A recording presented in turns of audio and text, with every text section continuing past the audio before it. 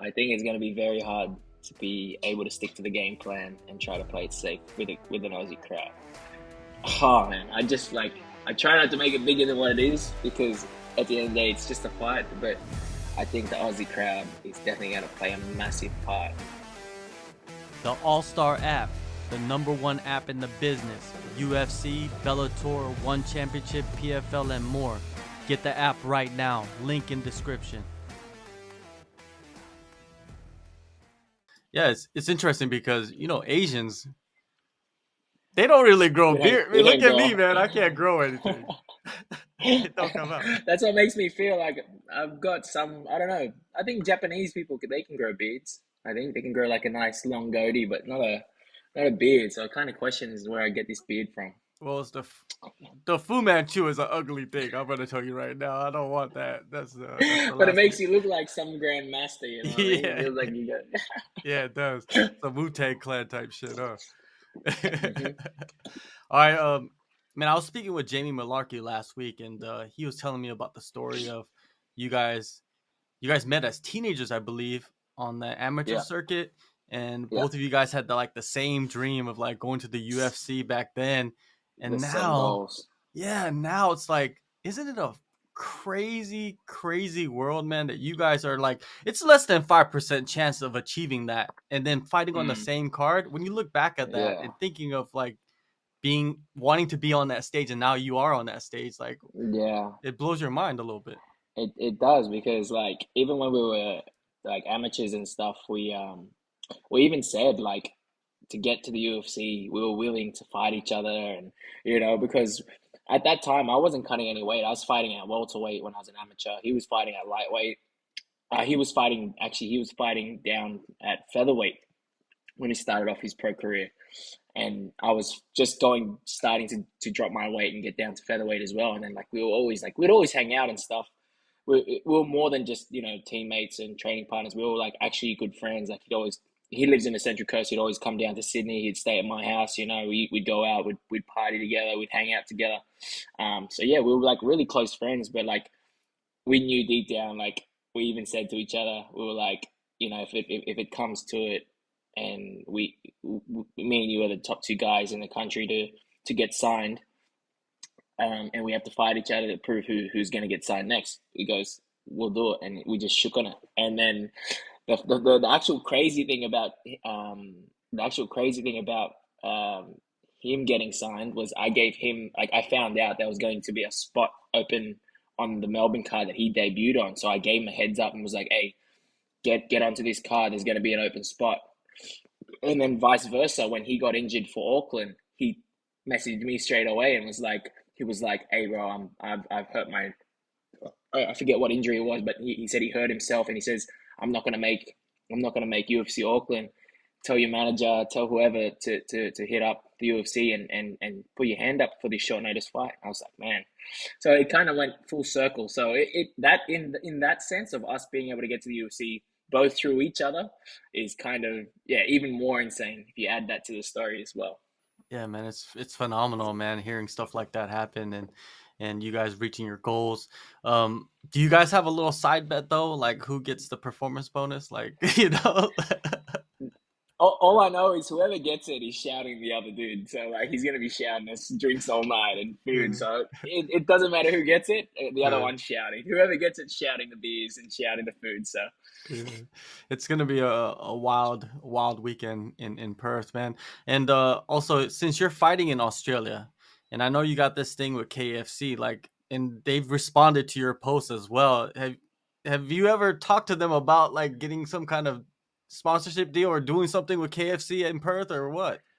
they've sent me some like merchandise to like for my media days and stuff. But I was like, man, like if you're gonna send me this stuff, reward me with some voucher or something. Don't just send me this stuff to promote you guys even more. I want something out of this. But yeah, like I think it's a good thing that I haven't gotten any vouchers for any free KFC because I think I'd be fighting up upper weight division. I'd be fighting middleweights. Yeah, we'll be catching you in the middle of camp in line at KFC.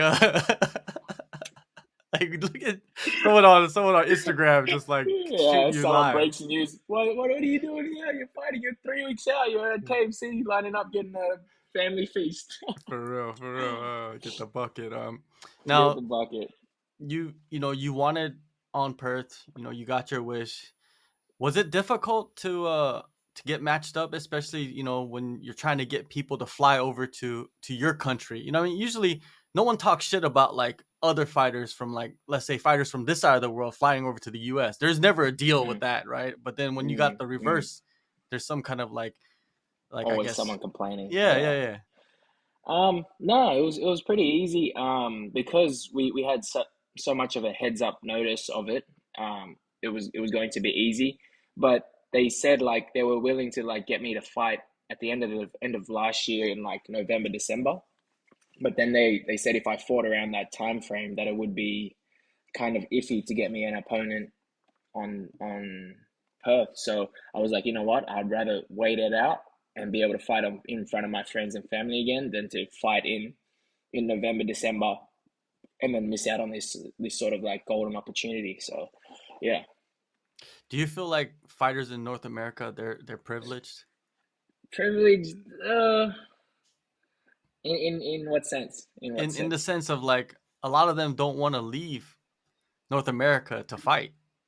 I guess it's the privilege of like having the UFC, having their home in Las Vegas as well. You would think that like the Americans would want to be able to travel and be able to see the world through the UFC, not be just stuck fighting in America. You'd think they'd want to be able to like, oh yes, we're going to be able to go to Japan or Korea or like somewhere exotic that they've never been before, and they can just say yeah, make a trip out of it. But I mean, it's up to them if they want to miss out on an opportunity like that. But Australia's the best country. Yeah. Melsik, man, what do you think of him and the style he possesses? And he's really good, really, really good. I think, man, I'm really excited for this fight. I'm genuinely excited for this fight. Not only as like the person that's competing against him, but also as a fan. If I was a fan watching this fight from the outside, I'd be excited for this fight too. But him as a fighter, man, he's very he's very explosive. He's very dangerous, and he's confident in his strike, and he knows he hits hard, and that's what makes him even more dangerous. Like you get guys that can hit hard, but they're not that confident to let it go.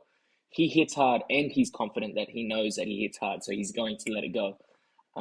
So that's what makes him really dangerous, and that's what sort of I don't know the word for it, but it just really, really, really pushes me to to level up and get really, really prepared for this fight. Like guys like him excite me to level up and improve, because if I don't, then I'm gonna be in some serious pain. So he's a guy that excites me a lot, man. He's very confident in his power, and like you said, he's willing to let it go, but it also puts opportunities out there for you to That's to the that's counter. the that's that's the beautiful thing about it. That's what we had this interview with about Choi, and I was like, if Choi's always been um, very aggressive guy and a very guy that's like willing to go out, and then he ended up in our fight like very well. I expected him to be a bit more aggressive, but like he came out a bit more cautious. So I don't know what Melsik we get. Maybe he's the one that's on the back foot, and he's the one trying to play the counter slash point type fight, which I don't see him doing. I do see him getting excited and like yeah, let's go. And I think that just sort of plays into my strength. So yeah, I'm excited for this guy because he's stylistically another guy that is another guy that like I don't know, styles makes fights, and this is a stylistic match that is exciting. A guy that likes to come forward with big hands, and a guy that likes to counter that also looks for the finish when you overcommit. So I'm excited. The matchmakers know what they're doing, Josh. Yeah, You for, know, for they sure, they for knew what sure. they were doing with Charles Jourdain. They knew what they were Yeah, doing with Sugu Choi. They knew, hey, they knew, they and they know, know what they're they doing know. with this one. I mean, Yeah. there's so many similarities, but what do you see as differences in him though from those two guys? Um, with I feel the confidence would be the biggest difference between him and the other two, Jordan and Choi.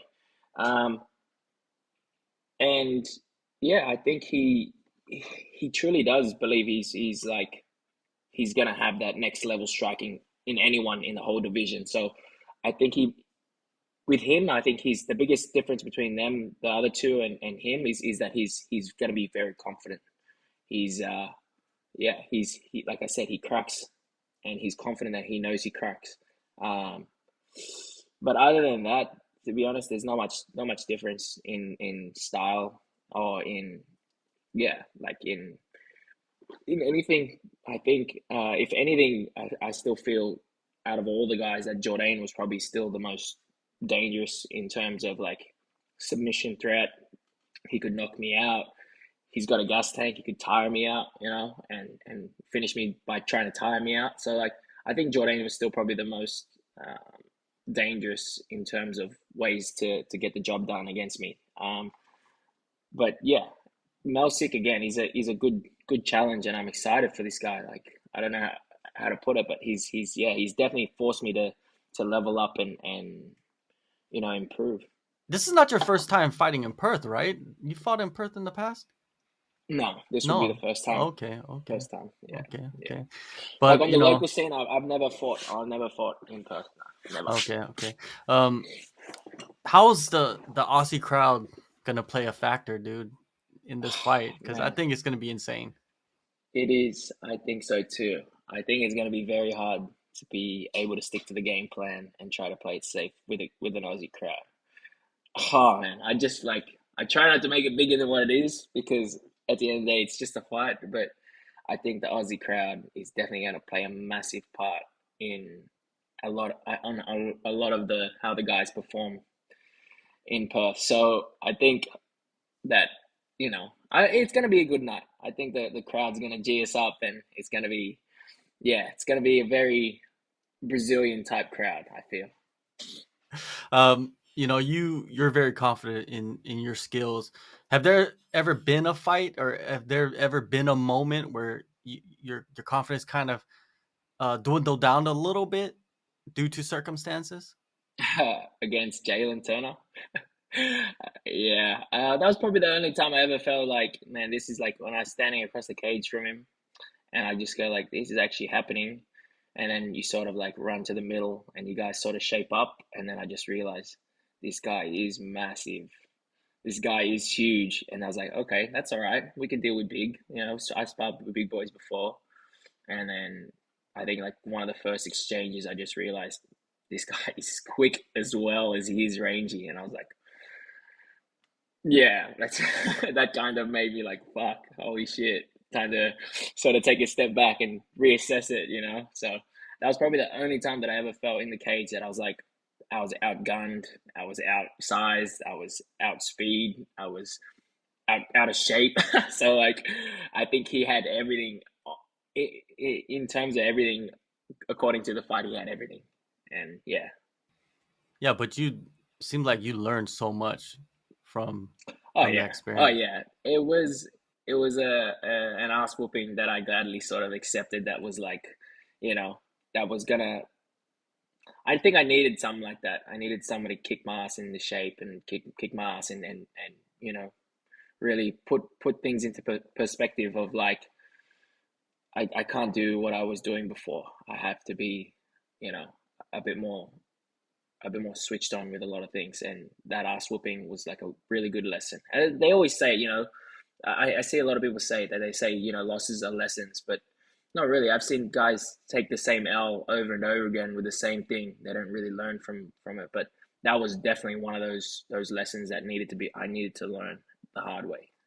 I think if I would have just kept winning, it probably wouldn't have sunk in. Like I would have just kept doing what I was doing, which wasn't right. So, yeah, that was one of those L's that definitely made me learn a lot. Do you believe in ring rust? No, no. I think training, the way you train, how hard you train, I think it. I mean, a little bit, but it shouldn't play a massive part. Shouldn't play a massive part. I've been watching your Instagram. I'm not stalking you, but we follow each other, so we see what we're doing. SNC, man. It seems like it's something that you've kind of honed in on a little bit more. Is that true? Like, do you feel like the SNC has been a big part of like your UFC career? Yeah, for sure, for sure. Well, I never took. I only really started my strength and conditioning when I did get signed to the UFC, when I didn't have to work anymore. So yeah, it was yeah, it's a massive thing now. Like, and it's funny that everyone's saying now that like between every fight, everyone sees like, holy shit, like my body transformation just keeps getting like I keep stacking on muscle. I keep looking more leaner every single fight. I just my body's starting to transform. So I can notice it. Not the looks wise, but more so like the athletic ability of what I'm able to do. So that's probably the biggest thing. And I still don't enjoy strength and conditioning. I'd still rather be, out doing road running or hitting pads or grappling, something to do with fighting where not just lifting weights. So it's definitely been hard for me to get into the groove of getting into the strength and conditioning, but my coach Jonathan Bailey has made me appreciate it a bit more. Have your family and friends been able to get tickets? Because I've been talking to fighters, man. They're like, man, nobody is getting tickets. Nah, bro. My missus had her laptop, she had my computer, she had her phone all in the waiting list, and she still didn't get anything. I just don't know how they did it, like how it sold out so quickly and how many people didn't end up getting tickets, and it was just insane. And now there's like all these guys or scalpers that bought all these tickets and they're selling them for like 5 times the price, which is ridiculous. So stupid how they're allowed to do that. Yeah, the UFC needs to get on that, man. But I don't think they really care because the tickets are sold. They got their, Yeah, you know, yeah, they but got then their. it kind of like undermines their prices then, because Yeah, then the UFC should see like, oh well, the UFC fans are willing to pay this much for it, like they're willing to pay these scalpers like 4 times the price of what it normally is. Maybe we should just set that as our standard price. Then it ends up fucking the fans up even more. You know what I mean? yeah. So it's unfair. It's unfair to the fans that especially the diehard fans that we haven't had an event here for what 3 years now. So yeah, it's shit on the fans. Yeah, it is a very shitty situation. We're expecting fireworks, man. I guess that's all we can say about this fight, right? It's just like fireworks just going off in Perth, even before the pay-per-view starts. Yeah, yeah, man. I'm excited too, man. I'm really excited to test myself against a guy like him, and I'm excited as much as I am excited as a competitor to compete against somebody like him. I'm also excited as a fan to see how this fight is. Obviously, I envision myself smashing this dude in every which way, um, but I think it's still going to be exciting. I'm waiting for you to headline a Manila card, you know. Take it back.